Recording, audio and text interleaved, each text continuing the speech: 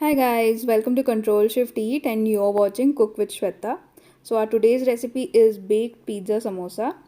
This is my version of a healthier take on our traditional samosas. Of course, you can add any filling that you want. So without wasting any time, let's get to the recipe. So for this, in a mixing bowl, I have taken around 2 cups of whole wheat flour, and to this I'm adding around half a cup of semolina or Rawa. So Rawa is used to make it more crispier. Then some salt to taste and around half a teaspoon of Carrom seeds or Ajwain. Now combine all the ingredients together, and then you can reserve some space in the middle and add the refined oil or any vegetable oil that you use. You could also use ghee at this stage. I'm using around half a cup of oil, and I've combined all the ingredients together, so it would give you a breadcrumb kind of texture. So this is what we are looking for. Once we achieve this, we are going to add water little by little to form a thick dough or a tight dough. We don't want to over knead it, so make sure you're not over kneading it. We just have to mix everything together. Everything should be well combined. Even if it is not smooth, that's okay. We just want the dough to look something like this. Now we're going to cover it and rest it for around 15 minutes. While the dough is resting, we'll prepare the filling for this. So for this, in a pan, I'm adding around 1 tablespoon of butter. This is a regular salted butter. To this I'm adding 1 tablespoon of olive oil.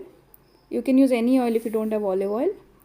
Now add some chopped garlic, around 1 tablespoon, and slightly saute it for like 30 seconds. Next, add some chopped mushroom, around half cup, and saute it till the water is released. It should look something like this. Then we are going to add mixed bell peppers and combine everything together. Now we are going to season it with some salt, some black pepper powder, around half a teaspoon, chili flakes, half teaspoon, and mix it well. We don't have to overcook this because it is going to be baked. Next, I'm using some ready-made pizza and pasta sauce. I'm using Kisan's pizza and pasta sauce, around 2 tablespoons. You can use, you can also prepare it at home, or you can use any other variety. Now we just have to mix everything and cook for a minute or so. And like I said, it is going to be baked, so we don't have to overcook it. Finally, I'm garnishing it with some chopped coriander, and that's it. We'll switch off the flame and keep this mixture aside. Now the dough has been well rested, and the dough is still tight, so that is how we want it, so that the samosas are crispier on the outside. Now we're going to divide it into balls, and I've divided into 8 portions. So next we are going to flatten it out using a rolling pin into circular shapes. This is the desired thickness, and now we are going to cut it into half to make our samosas. So with the help of water, you can secure the edges, you can tighten it, and then we are going to add around half a teaspoon of filling, not more, because this could easily come out. And then we are going to add a cube of mozzarella, some coriander, and seal the samosa using some water. So this is how we want our samosas to look. It is a little bit small in size than the regular ones, but this is what we are looking for. Now similarly, make the other samosas as well.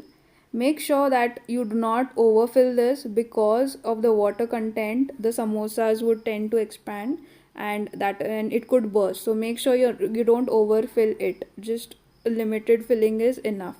Dough that we have prepared would give us around 16 samosas, which are medium in size, and all the 16 samosas are ready, and now we are going to bake it at around 200 degrees Celsius for 25 to 30 minutes.